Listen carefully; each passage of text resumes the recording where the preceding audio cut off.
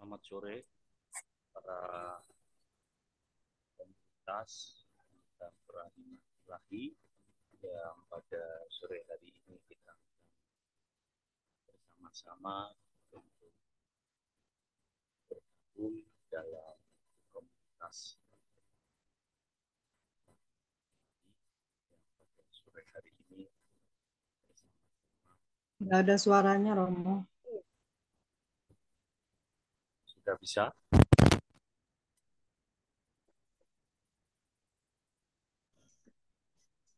Belum kedengaran, Romo.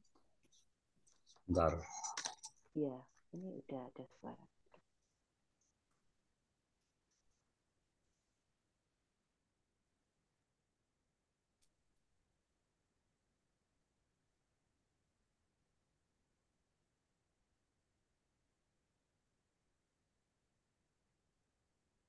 Belum kedengaran, Romo. Belum, Romo. Bentar.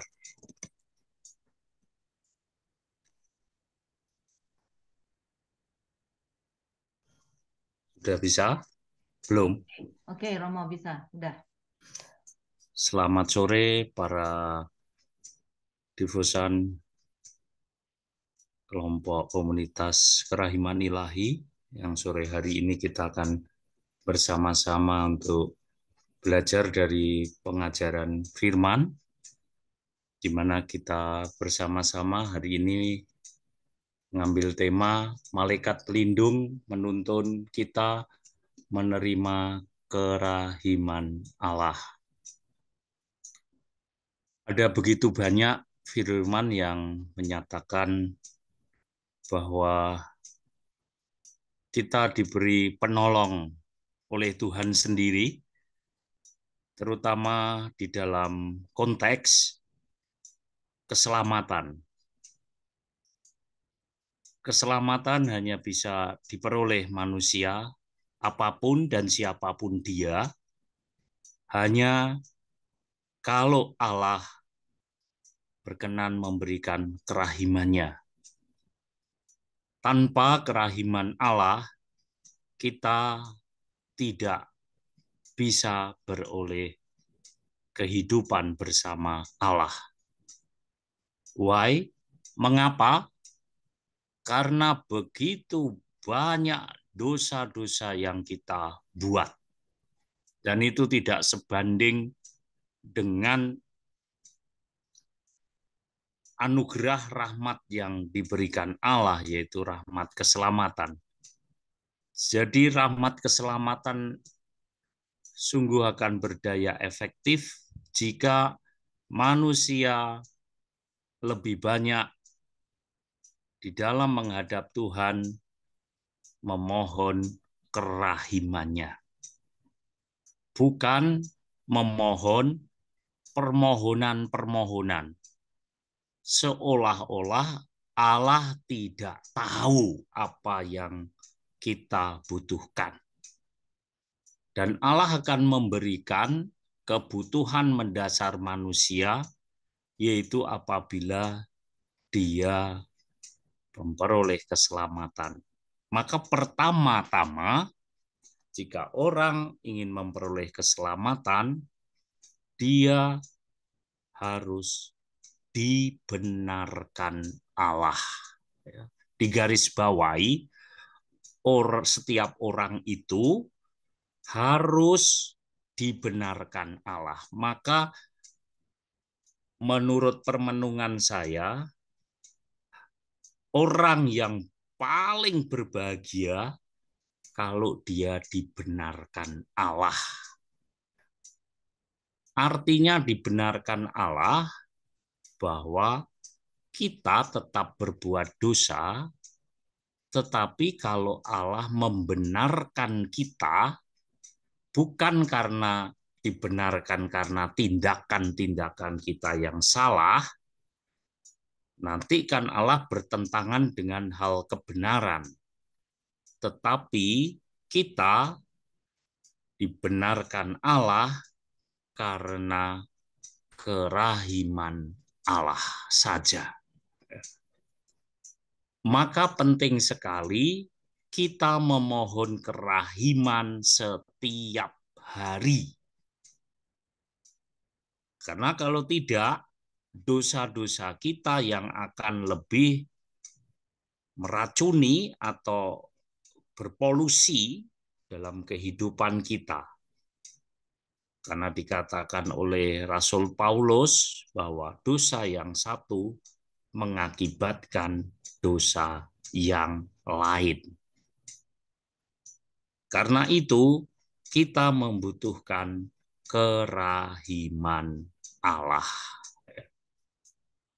Kerahiman Allah bisa didapatkan dengan banyak cara, termasuk lewat devosi-devosi.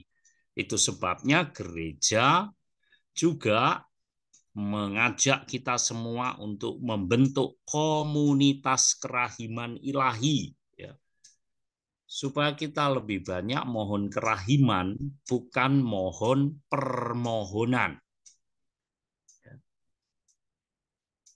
Itu bukan berarti kita tidak boleh memohon kepada Tuhan, tetapi apapun permohonan yang kita minta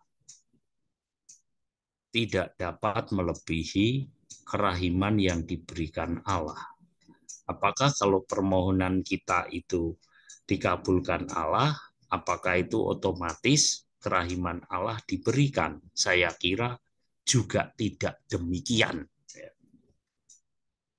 Karena itu kita sungguh-sungguh diajar oleh Bapa Suci untuk seringkali menghadap kepada sakramen Maha Kudus untuk memohon kerahimannya. Itu yang diajarkan oleh gereja sendiri, bahwa kita dari pihak manusia harus terus-menerus memohon belas kasih dan kerahiman Tuhan. Karena itu seringlah kita menerima sakramen-sakramen dan juga devosi-devosi yang mengarahkan kita untuk menuju kepada kerahiman Allah. Sakramen-sakramen yang diberikan ini seringkali kita lewatkan.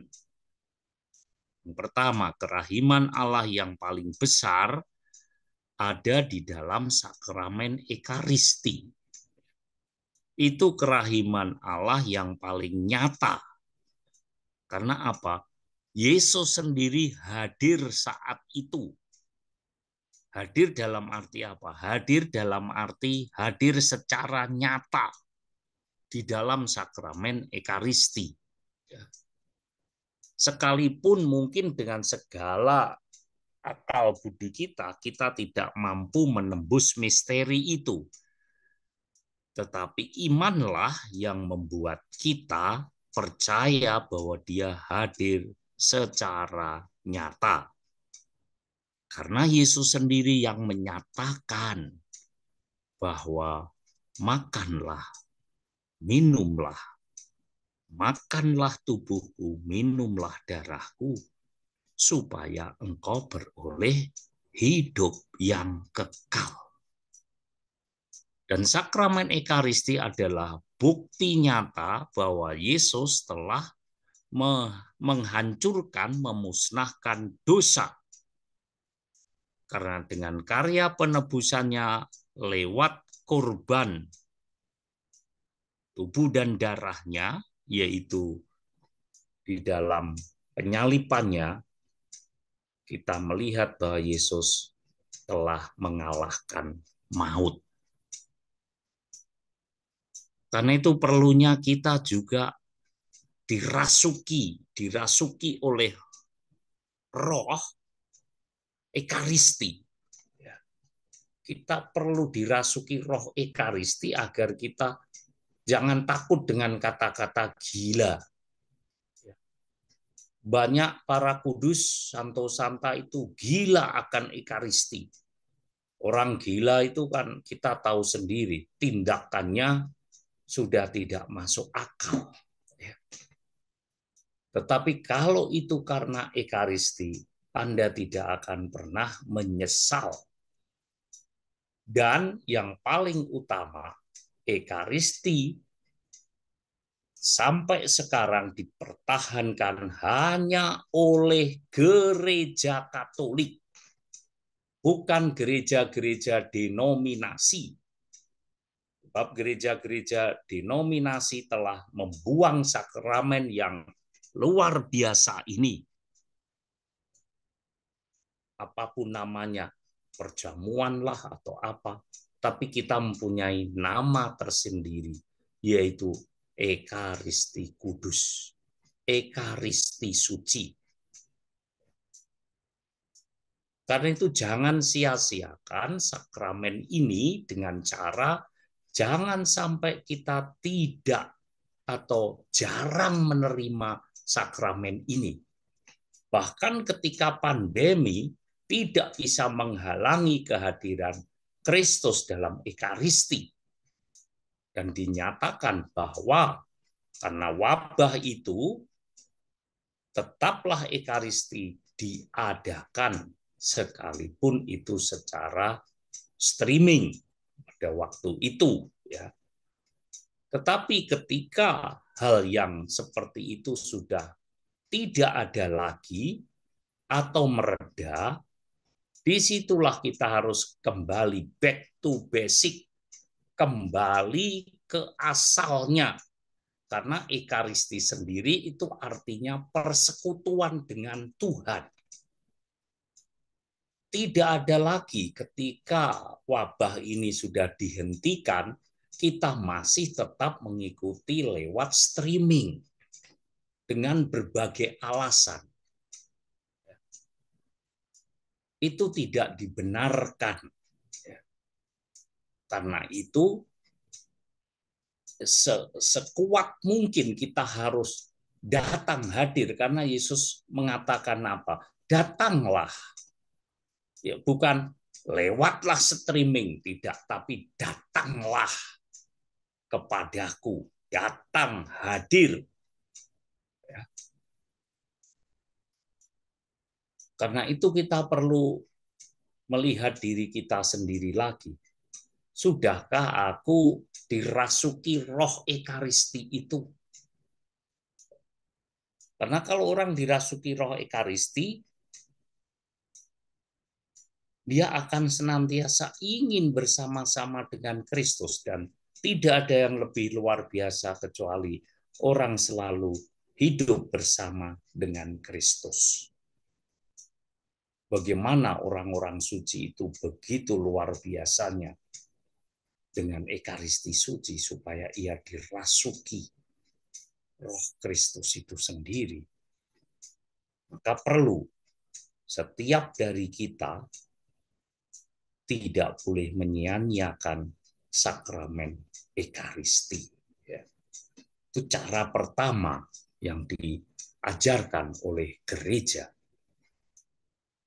Lalu kemudian kita bisa juga mendapatkan kerahiman Allah lewat sakramen tobat. Sekalipun sakramen tobat dari hari ke hari mendapat tantangan, begitu banyak pintu-pintu kamar pengakuan kosong. Padahal kerahiman Allah diberikan setiap saat. Maka kalau kita tidak datang menjemput, mengambilnya, maka sakramen itu tidak berfungsi efektif. Karena itu perlu, terutama kita yang tergabung dalam kelompok komunitas kerahiman ilahi, harus mempunyai semangat di dalam bersakramen. Kita harus sering datang ke sakramen pengakuan dosa, mohon pengampunan. Karena tanpa sakramen pengampunan itu, kerahiman Allah tidak diberikan secara cuma-cuma, tidak. Orang harus menanggapi. Satu contoh misalnya, Anda lapar. Masa Anda hanya membayangkan makanan itu? Tidak mungkin.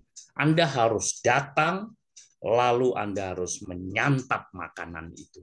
Itu baru Anda kenyang. Selama Anda tetap dalam konsep, oh ya makan rawon itu enak, makan itu enak. Kalau Anda tidak memakannya, Anda tidak akan pernah kenyang. Maka tidak ada jalan lain kecuali satu-satunya Anda harus datang dan memakan makanan itu. Begitu juga dengan sakramen-sakramen yang diberikan Tuhan. Anda harus datang dan mengambil. Yang dibutuhkan Tuhan bahwa adalah kita datang dan mengambil. Karena apa Tuhan sudah mengatakan, datanglah, makanlah, minumlah, gratis tanpa bayar. Tetapi begitu banyak kendala kita hanya untuk datang dan mengambil, menyantap makanan itu. Kita begitu kesulitan sekali. Apalagi kalau itu bayar. Sudah banyak di dalam firman dikatakan, ambil saja, ambil, datang, makanlah, minumlah. Tetapi mengapa hati kita kalah? Sehingga sakramen itu tidak ada yang mengambil. Kita itu cukup senang kalau hanya dikatakan anak raja. Oh, anaknya raja aku kok. Senang cuma dikatakan begitu. Tapi kita tidak memperoleh, tidak bisa menikmati bahwa kita itu anak raja. Orang Katolik seringkali cukup senang hanya dikatakan, oh kamu anak raja. Tapi kita tidak memetik hasilnya. Siapa yang memetik? Iblis. Iblis yang akan memetik. Padahal sudah dikatakan dia bukanlah anak raja. Tetapi kitalah yang adalah anak-anak Allah, anak-anak raja. Karena itu harus mendorong hati kita supaya kita terus mengambil makanan yang disediakan Allah, yaitu kerahimannya itu. Orang yang dibenarkan Allah itu tidak berarti bahwa oh kalau gitu enak ya, kita buat salah aja terus, toh dibenarkan Allah. Itu cara berpikir yang salah. Karena itu kita harus mengetahui lebih dahulu kebenaran. Yesus sendiri sudah mengatakan kepada kita di dalam Yohanes, jika roh kebenaran itu sudah datang, dia akan membebaskan, memerdekakan kita. Itu yang dikatakan Yesus. Jika roh kebenaran itu datang, yaitu rohnya Kristus, roh kudus, roh suci itu. Karena itu kita perlu mendengar apa yang dikatakan Yesus. Dia sendiri mengatakan, akulah jalan, kebenaran, dan hidup. Jadi kebenaran satu-satunya hanya ada di dalam Kristus, bukan kebenaran yang lain, bukan kebenaran yang kita miliki. Karena itu kita harus sering-sering untuk memupuk hidup kita dengan ditaburi rabuk ya, ataupun pupuk ragi ya. Tidak cukup kita mohon kerahiman Allah dengan berdoa, itu baik. Tetapi hati, pikiran kita harus kita pupuk dengan taburan firman itu supaya kita mengetahui kebenaran. Kalau tidak dipupuk akan gersang, akan tandus. Karena itu firman Tuhan adalah pupuk atau ragi yang paling tepat supaya kita segera mengetahui kebenaran itu. kebenaran yang datang dari firman. Karena itu kita mendengar bahwa orang benar, itu lihat, orang benar hidup oleh iman karena firman.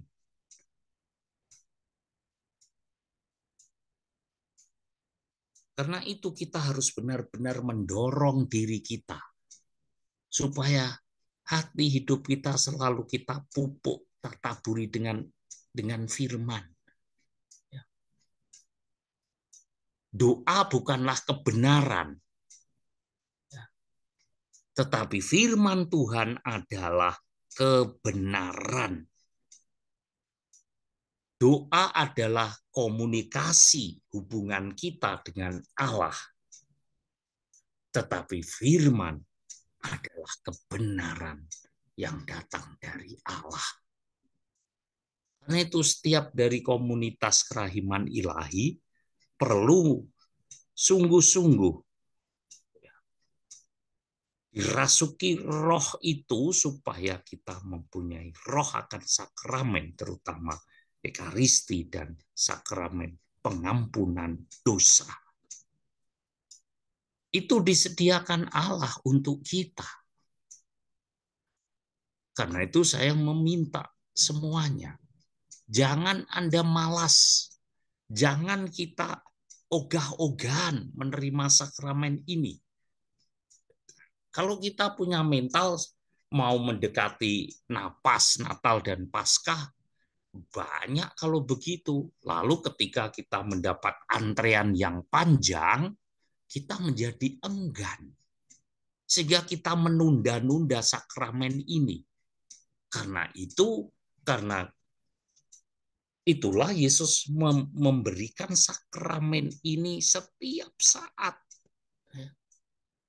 Tidak lazim lagi yang zaman-zaman dulu ajaran kita hanya datang ke sakramen pengakuan pada waktu mau Natal Paskah. Sementara kerahiman Allah diberikan setiap saat. Ambil itu. Ambil, luangkan waktu. Ya. Jadi orang hanya bisa benar di mata Allah, dibenarkan itu hanya karena firman. Bukan karena apapun yang lain. Tidak. Karena firman. Di garis bawahi itu.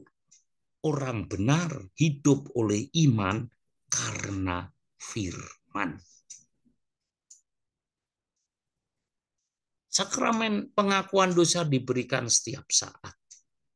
Dan jangan kita mengambil tahunan. Ya, kayak gaji diropel aja.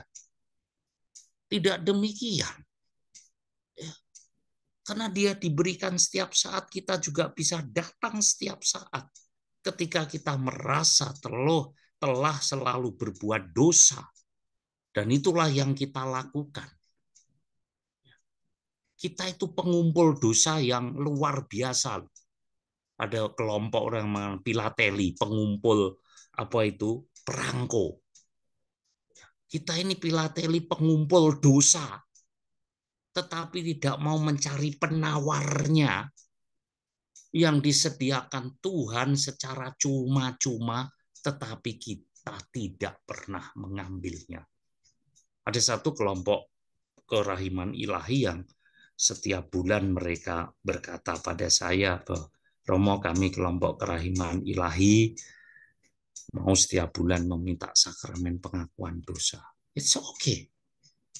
Ya. Hal-hal seperti itu harus dihembuskan ya, supaya kita mengetahui kebenaran. Sakramen ini diberikan tidak pada waktu aksidental ataupun keadaan darurat, enggak ada. Wong kita buat dosanya tiap hari kok. Sakramen ini harus diberikan jauh lebih banyak daripada apa yang kita buat di dalam dosa.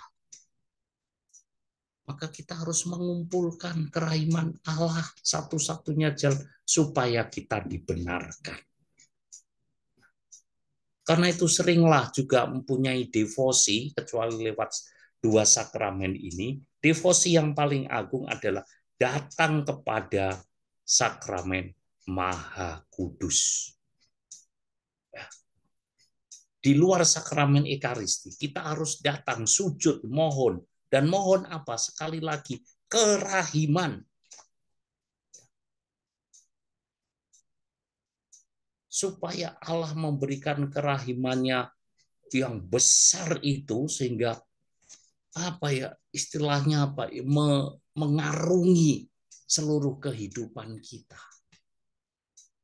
Tidak perlu banyak kita berkata-kata di hadapan sakramen Maha Kudus. Kita harus belajar dari orang pemungut cukai kalau tidak salah ya. Ada dua orang datang di bait Allah, yang satu adalah ahli Taurat ya, dan yang satu adalah pendosa, itu orang pemungut cukai. Apa yang dikatakan? Dia membanggakan diri dengan apa yang diperbuat. Tapi dia lupa bahwa dia juga adalah manusia pendosa.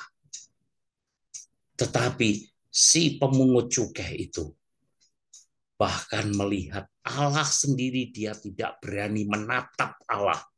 Dan dia hanya menundukkan kepala dan berkata, Tuhan kasihanilah aku, mea culpa, bahasa Latinnya begitu.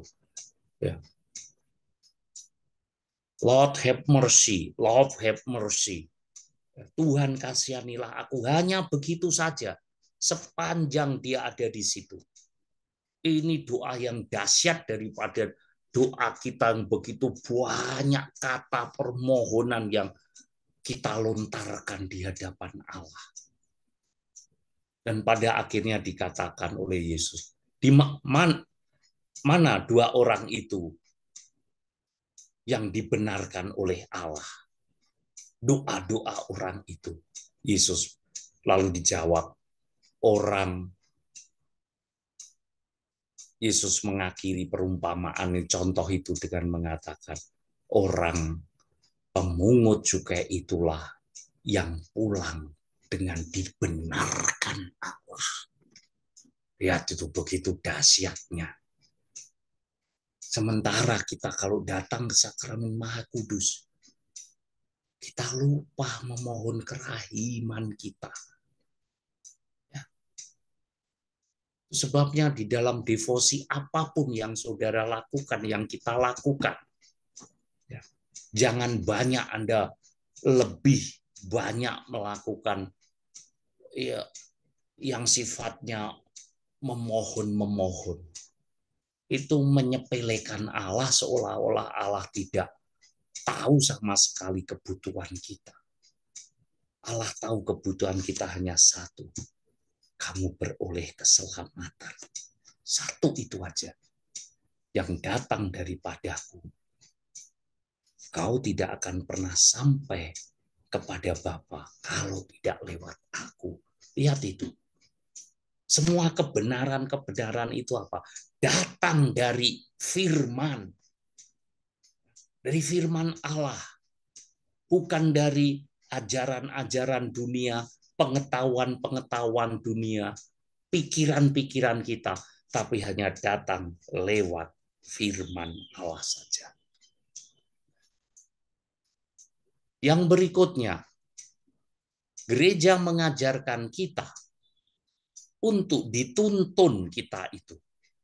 Dituntun oleh orang-orang yang telah diberikan Allah kepada kita.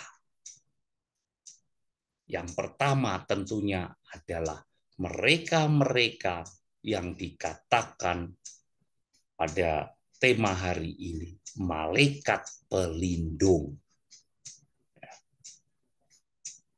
Kita harus percaya. Karena apa? Dalam firman lagi, sekali lagi saya katakan, dalam firman, kita tahu tentang malaikat. Ya. Meskipun dia adalah makhluk ciptaan Tuhan yang tidak bisa kita lihat. Tetapi dia adalah ciptaan Allah yang diciptakan karena roh. roh. Jadi tidak kelihatan. Karena itu kita perlu tahu. Ya. Pertama dari firman sendiri. Saya memberi contoh. Ya. Dari firman.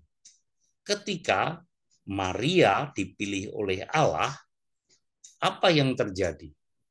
Firman berkata, Allah memberitahu kepada malaikat Gabriel untuk memberitahu kepada Maria bahwa dia akan mengandung dari Roh Kudus. Lihat itu, malaikat pelindung. Malaikat yang diberikan Allah untuk menuntun Bunda Maria. Karena pada waktu itu Maria dalam keraguan. Seperti di dalam komunikasi mereka. Bagaimana percakapan antara Maria? Salam hai engkau yang dikaruniai. Engkau akan melahirkan seorang putra. Dan Maria, aku belum bersuami. Dan malaikat itulah yang dikirim Allah yang menuntun Maria. Jangan takut. Karena engkau akan mengandung dari Roh Kudus. Karena Maria dituntun sendiri oleh malaikat. Ya. Itu dari firman, dari Alkitab. Dari ajaran gereja. Bagaimana kita bisa mengetahui ada malaikat? Coba kita lihat dalam iman syahadat kepercayaan kita. Kita seringkali pakai syahadat yang pendek soalnya. Jadi tidak begitu jelas. Tapi kalau pakai syahadat yang panjang, biasanya di hari-hari besar, ya hari raya besar, itu baru diucapkan. Ya. Kalau tidak, biasanya hari Minggu pun, harusnya hari Minggu pun harus pakai syahadat yang panjang. Karena kalau yang pendek kita tidak ngerti, kita menjadi ragu apa benar ini malaikat ada. Kita tidak pernah bertemu. Ya. Karena syahadat yang pendek hanya dikatakan aku percaya akan Allah, Bapa yang Maha Kuasa, pencipta langit dan bumi, dan akan Yesus Kristus. Tapi yang panjang, dulu waktu saya masih kecil sering pastor-pastor dari Italia itu tidak pernah mau mengucapkan syahadat yang pendek, panjang. Supaya menjadi komplit itu. Ya. Aku percaya akan Allah, Bapa yang Maha Kuasa, pencipta langit dan bumi, dan akan segala sesuatu yang kelihatan dan tak kelihatan. Lihat itu, Allah menciptakan yang kelihatan dan tidak kelihatan. Kita harus percaya itu. Ajaran gereja, iman syahadat kepercayaan kita yang diajarkan oleh para rasul itu yang harus membuat kita yakin bahwa Allah benar-benar menciptakan segala sesuatu, bahkan yang tidak kita lihat, yaitu malaikat-malaikat. Selamanya malaikat itu roh, karena itu ciptaan Allah yang tidak kelihatan. Itu sebabnya tidak pernah dikatakan di dalam Alkitab, oh Tuhan menciptakan malaikat seperti ketika dia menciptakan Adam dan Hawa, diambil debu, tanah, lalu kemudian dibentuk. Kita tidak pernah melihat itu. Tuhan mengambil ini itu lalu menciptakan malaikat, enggak ada. Tetapi iman syahadat kita mengatakan bahwa malaikat adalah ciptaan Allah yang tidak kelihatan. Maka selamanya dia roh. Karena itu kita harus percaya akan malaikat-malaikat pelindung yang diberikan kepada kita. Ini yang seringkali tidak disadari, karena sadar atau tidak ketika kita tidak memakai syahadat para rasul yang panjang itu, seolah-olah ciptaan Allah yang tidak kelihatan itu kita abaikan. Berdoa rosario pun harusnya kita pakai syahadat yang panjang, bukan yang pendek. Ya. Mengapa ada yang pendek, ada yang panjang? Ya, pasti gereja punya maksud dengan yang pendek itu. Tetapi yang pendek berasal dari yang panjang. Tidak mungkin yang pendek kemudian menjadi dasar untuk yang panjang. Tidak. Karena itu di dalam devosi apapun, nah kita pun juga jarang ya mengucapkan syahadat dalam doa-doa devosi kita. Kecuali yang saya tahu adalah lewat rosario, itu aja. Yang lain-lain tidak. Ya.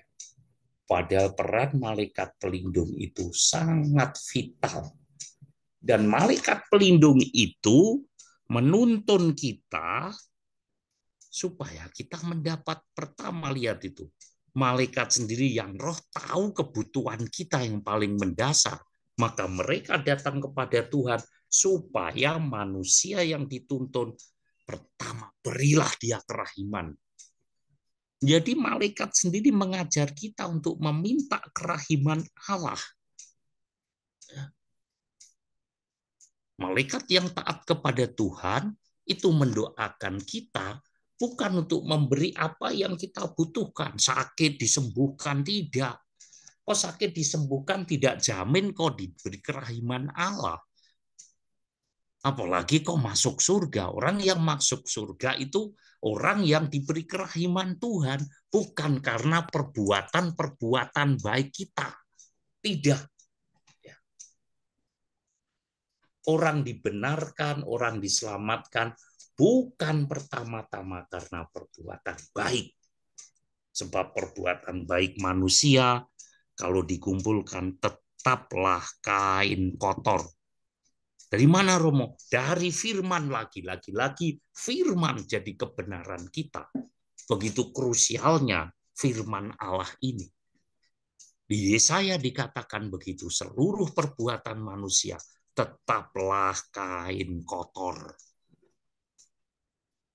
Itu karena penebusan keselamatan kita hanya diperoleh semata-mata hanya karena kemurahan dan kerahiman Allah saja.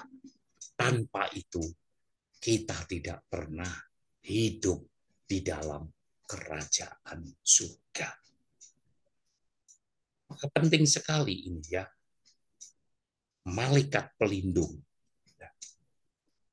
Seringlah minta-minta kepada malaikat pelindung supaya memohonkan kita kerahiman dari Allah sendiri. Malaikat pelindung sangat penting karena dia tahu. Jadi seluruh ciptaan Allah yang kelihatan ini tidak akan mampu melebihi mengalahkan ciptaan Allah yang roh, yang tidak kelihatan. Karena itu sehebat-hebatnya manusia, dia tidak akan pernah mengungguli ciptaan Allah yang roh. Mana ada setan yang tidak kelihatan? Setan itu kan bukan ciptaan Allah. Allah tidak pernah menciptakan setan. Jangan salah loh ya. Allah hanya menciptakan malaikat, lalu malaikat-malaikat yang diciptakan yang berontak dan tidak taat kepada Allah, mereka mengelompokkan diri menjadi setan. Pernah kita mendengar Allah menciptakan setan? Kan kita dengar Allah menciptakan segala sesuatu, berarti setan juga ciptaan Tuhan. Bukan. Malaikat yang diciptakan. Lalu malaikat-malaikat yang tidak mau taat kepada Tuhan, memberontak, dia mengelompokkan diri dalam komunitas setan dan punya pemimpin. Karena itu, setan juga jauh lebih hebat daripada kita. Siapa yang menjerumuskan kita ke dosa? Setan. Malaikat-malaikat yang tidak taat. Ya. Maka dia tidak akan pernah memintakan kepada kita kerahiman dari Allah dia sendiri tidak pernah bertobat. Carikan di dalam Alkitab, temukan kalau ada, saya beli ayatnya. Mana pernah setan itu diceritakan di Alkitab dia bertobat? Enggak ada. Maka manusia yang tidak mau bertobat, tidak mau memohon belas kasih kerahiman Allah, dia sebetulnya adalah sejenis setan yang nampak sebetulnya. Karena kalau malaikat yang tidak taat itu setan tidak nampak.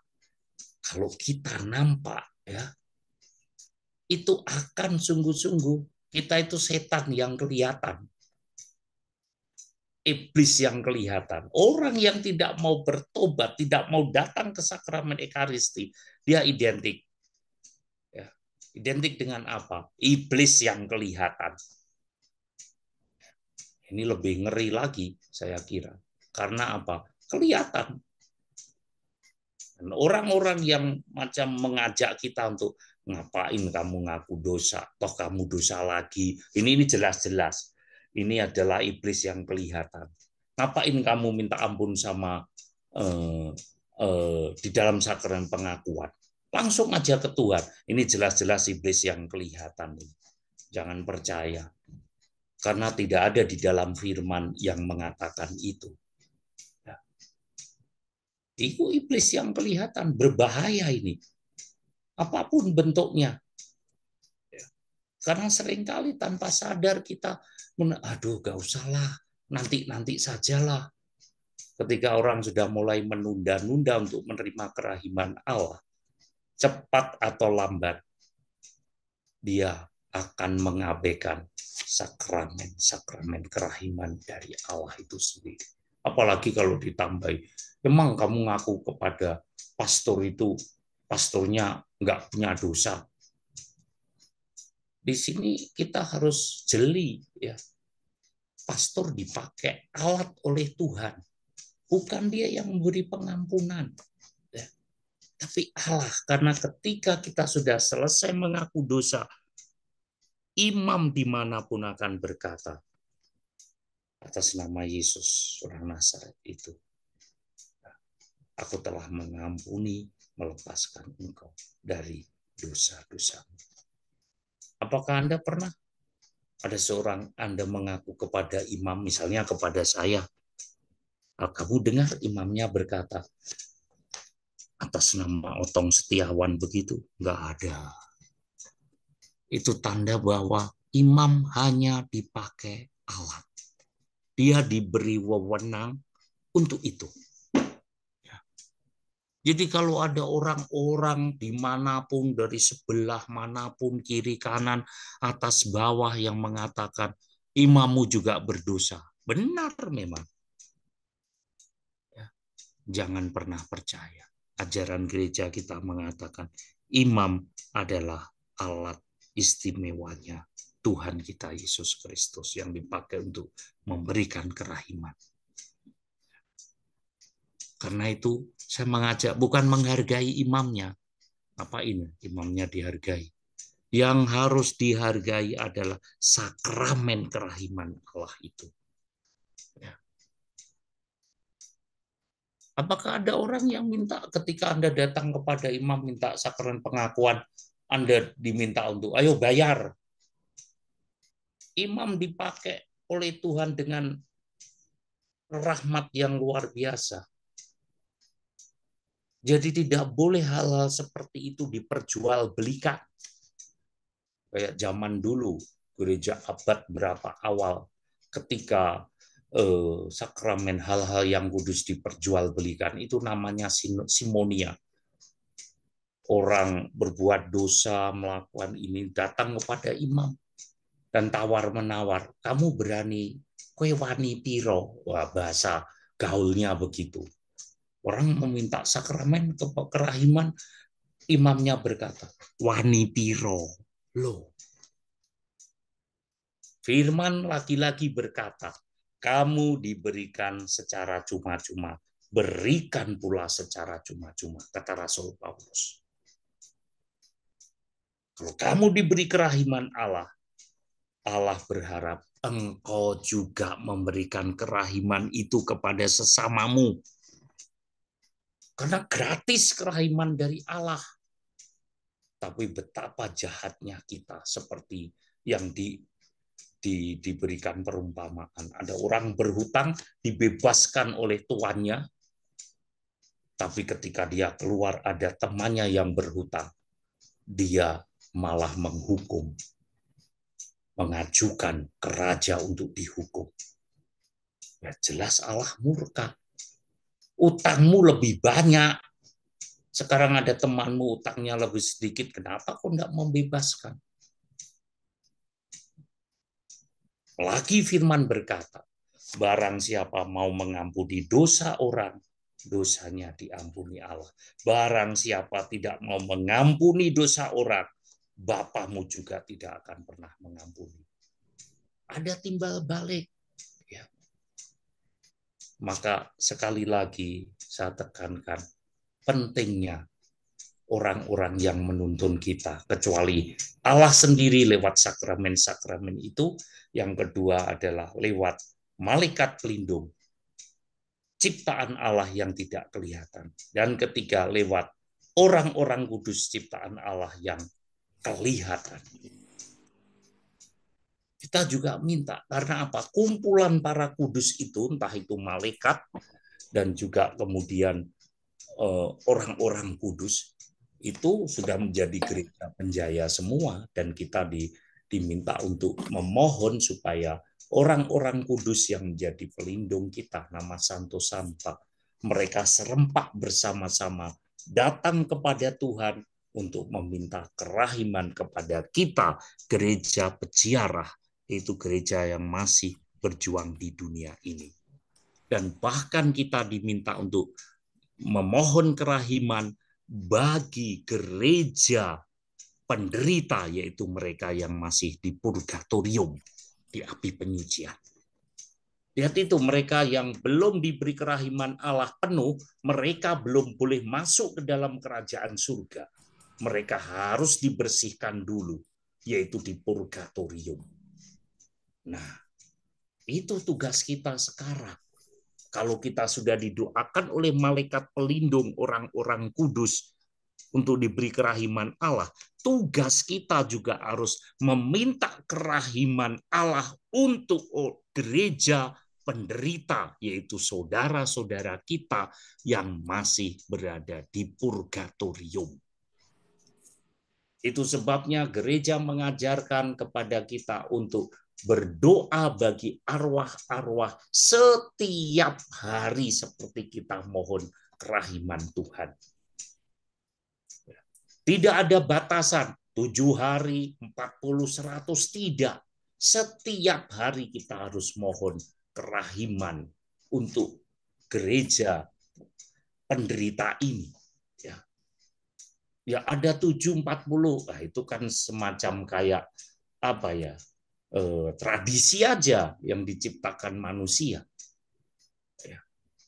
Itu artinya bahwa kerahiman Allah diberikan setiap saat, maka kita juga memohon kerahiman Allah untuk gereja penderita ini juga setiap saat. Maka pentingnya Anda mempunyai, kecuali devosi sendiri untuk kerahiman mereka, Anda harus minta kepada imam di intensi-intensi misa. Ya. Karena itu mendapat tempat yang paling tinggi di dalam ekaristi, intensi misa. Bukan soal Anda bayar di amplopin begitu, bukan. Ya kalau Anda tidak punya, ya bilang aja sama imamnya. Ya.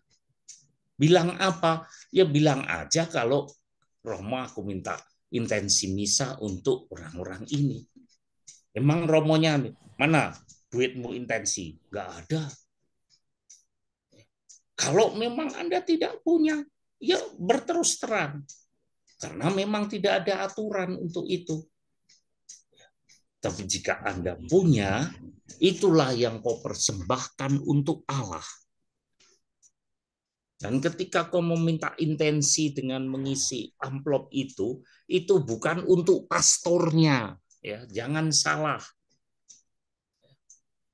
tetapi itu bentuk persembahan Anda atas kerahiman yang diberikan Allah lewat perantaraan imam itu.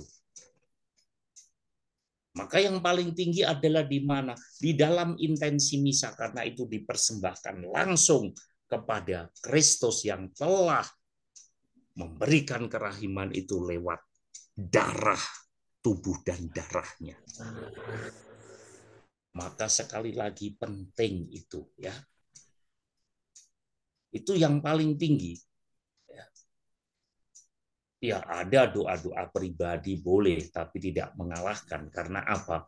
Ketika kita mempersembahkan itu, kita adalah orang berdosa. Sementara di dalam Ekaristi, yang menjadi korban itu adalah Yesus Allah sendiri, yang tidak berdosa. Maka tentu berbeda. Maka tidak ada hal yang lebih ampuh lagi ketika Anda harus datang dalam Ekaristi untuk memohon kerahiman itu lewat intensi misa. Itu yang paling luhur dan paling luar biasa. Karena Anda persembahkan sendiri kepada Sang Imam Agung lewat Ekaristi Suci itu. Itulah pentingnya mengapa kita mohon supaya para malaikat pelindung, orang-orang kudus, kita untuk bersinergi, untuk bersatu. Karena dunia ini sudah begitu banyak dosa. Dan firman berkata, waktunya sudah dekat. Waktunya sudah dekat. Karena itu, tidak ada jalan lain kecuali kita harus lebih banyak memohon kerahiman dari Allah. Karena dunia ini sudah jahat dan bahkan lebih jahat lagi. Tetapi firman sudah katakan, maka iblis akan merajalela orang supaya tidak akan bisa memberikan saling pengampunan. Dan lihat itu perang-perang sekarang tuh semakin dahsyat, mulai dari Rusia ya, dengan negara apa itu Ukraina atau apa itu ya. Lalu sekarang Palestina dengan bukan Palestina sebetulnya, Hamas dengan Israel. Ya. Itulah semakin hebat ya kejahatan ini. Dan memang sudah biarlah ya Tuhan mengatakan biarlah kejahatan makin meningkat. Karena itu Bapa Suci meminta kita harus punya devosi kerahiman ilahi itu. Satu-satunya jalan kita semua, seluruh dunia diajak Bapa Suci untuk apa? Pertama, untuk satu, datang kepada Sakramen Maha Kudus memohon kerahiman untuk dunia. Dia mengajak kita untuk juga terus rajin, tekun Ekaristi, memohon bersama-sama agar kerahiman Allah yang besar terus dialirkan, terus dihembuskan, tidak boleh berhenti. Kalau sudah dunia ini manusia diliputi kerahiman, pastilah dunia akan jauh lebih damai dan lebih banyak persaudaraan. Dunia makin jahat, tetapi kita tidak boleh kalah, yaitu dengan cara memohon kerahiman Allah bersama-sama dengan para malaikat pelindung, orang-orang kudus, dan kita. Jadi ada timbal balik. Para malaikat pelindung, orang kudus, sudah memintakan kerahiman kita. Tugas kita semua juga memohonkan kerahiman Allah untuk saudara-saudara kita, yaitu gereja penderita yang masih berjuang di api penyucian di purgatorium supaya kerahiman Allah semakin besar untuk mereka. Karena itu, para devosan kerahiman ilahi, mari kita terus-menerus membangun semangat untuk lebih sering datang ke sakramen Maha Kudus, datang kepada sakramen Ekaristi, datang kepada sakramen pengakuan dosa, supaya kerahiman Allah terus dihembuskan lebih kencang, lebih besar, karena kita semua sudah diliputi kerahiman Allah. Semoga renungan pada sore hari ini menjadikan kita manusia-manusia yang penuh dengan kerahiman Allah bagi sesama kita. Tuhan Sang Kerahiman itu sendiri memberkati dan menyempurnakan kerahiman kita sekalian. Tuhan memberkati. Amin. Kita mengakhiri devosi pada sore hari ini dengan doa penutup dan berkat dari Romo Otong. Silakan Romo. Bapak, Ibu, saudara-saudara terkasih, marilah sekarang kita mengakhiri pengajaran firman hari ini, bahwa Tuhan senantiasa terus memberikan kerahimannya untuk kita semua. Karena itu marilah kita mengakhiri dengan doa dan berkat kerahiman dari Allah. Dalam nama Bapa dan Putra dan Roh Kudus. Amin. Selamat sore Allah Tritunggal, Bapa, Putra, dan Roh Kudus. Kami bersyukur pada hari ini pengajaran dari firman-Mu yang adalah kebenaran membuka mata hati kami bahwa kami adalah manusia ciptaan-Mu yang dilumuri dengan dosa-dosa sehingga menjadikan putra-Mu menderita. Namun putra-Mu menderita itu dengan sadar mau menebus dosa-dosa kami. Maka satu hal yang perlu bagi kami, bahkan seluruh umat ciptaan-Mu di dunia ini, untuk terus-menerus dan tidak lelah-lelahnya untuk meminta kerahiman-Mu. Sebab seringkali dosa-dosa kami menutupi kami, sehingga kami sendiri yang seringkali mengalami kelelahan meminta kerahiman-Mu. Kerahiman, Engkau sendiri tidak pernah lelah memberi kerahiman kepada kami, tetapi seringkali kami mengabaikannya. Hari ini lewat kebenaran firman, kami mengetahui kebenaran itu yang datang daripada-Mu. Supaya dengan demikian kami adalah orang-orang benar, orang-orang yang Engkau benarkan oleh iman karena firman-Mu saja. Kami bersyukur atas pengajaran firman hari ini, supaya membuka hati kami untuk kami juga mau memohonkan kerahiman itu untuk saudara-saudari kami dan untuk diri kami yang penuh dengan dosa, mereka yang masih berada di purgatorium.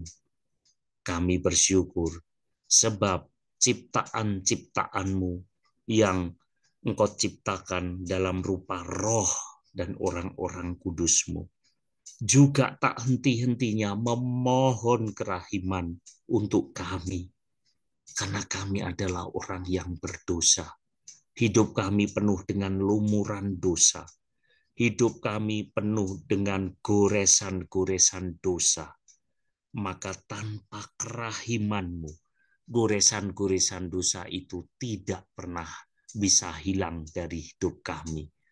Karena itu kami bersyukur bahwa Engkau memberikan malaikat pelindung orang-orang kudus-Mu, pertama-tama untuk memohonkan kerahiman-Mu, agar Engkau tidak lelah-lelahnya memberikan kerahiman itu seperti air yang mengalir, seperti air bah yang terus mengguyur kami semua, sehingga kami pun juga tergerak untuk mendoakan dan memohonkan kerahiman yang pertama-tama untuk saudara-saudara kami, baik mereka yang masih berada di purgatorium maupun sesama yang masih hidup bersama kami. Tetesi kami dengan embun kerahiman-Mu, agar dahaga kami, agar kehausan kami sungguh-sungguh terobati karena tetesan kerahiman-Mu. Sore hari ini kami bersyukur kerahiman-Mu luar biasa. Kerahiman-Mu Engkau berikan dengan cuma-cuma, gratis tanpa bayar. Namun kami seringkali mengabaikannya. Karena itu, curahkanlah embun kerahiman-Mu agar kami Engkau benarkan di hadapan Bapa-Mu. Kini kami mau kembali untuk beraktivitas di dalam komunitas dan keluarga. Ingatkan kami untuk setiap saat memohon belas kasih kerahiman-Mu untuk kami dan untuk saudara-saudari kami. Sebab kami sendiri telah dimohonkan kerahiman oleh malaikat pelindung dan oleh orang-orang kudus-Mu. Tuhan, kami tahu sadar betapa besar dosa kami. Namun Engkau tahu lebih besar lagi kerahiman yang Kau berikan kepada kami. Karena itu kami harus datang bergerak, mengambil kerahiman itu lewat sakramen Ekaristi, lewat devosi-devosi, lewat kunjungan kami ke sakramen Maha Kudus, lewat sakramen pengampunan dosa, agar hidup kami dilumuri dengan kerahiman yang datang daripada-Mu. Kini Bapa, kami mau undur diri, berkati kami dengan berkat-berkat rohani pun pula jasmani. Kami semakin firman-Mu yang Kau berikan kepada kami lewat kerendahan dan permohonan kami melalui malaikat pelindung dan orang kudus-Mu. Doa-doa kami semua ini kami lambungkan dengan iman yang satu, agar kami sungguh beroleh kerahiman ilahi yang hanya datang daripada Yesus, Putra-Mu yang telah mengalahkan dan menghancurkan dosa itu. Kami lambungkan hanya melalui pengantaraan Kristus, Putra-Mu, Tuhan, Sang Kerahiman, dan pengantara kami yang hidup dan berkuasa kini dan sepanjang segala masa. Amin. Kita mohon berkat penyertaan-Nya. Tuhan bersamamu dan bersama roh-Mu. Semoga saudara-saudari sekalian, secara khusus komunitas-komunitas kerahiman ilahi, semakin banyak berdoa untuk kerahiman Allah bagi dunia, bagi sesama, bagi orang-orang yang masih berada di purgatorium, sehingga kami Engkau bungkus tutup dengan kerahiman ilahi dari Yesus Kristus Putra-Mu melalui naungan, lindungan, bimbingan, berkat kesempurnaan Allah Tritunggal yang Maha Kudus, Bapa dan Putra dan Roh Kudus. Amin. Amin.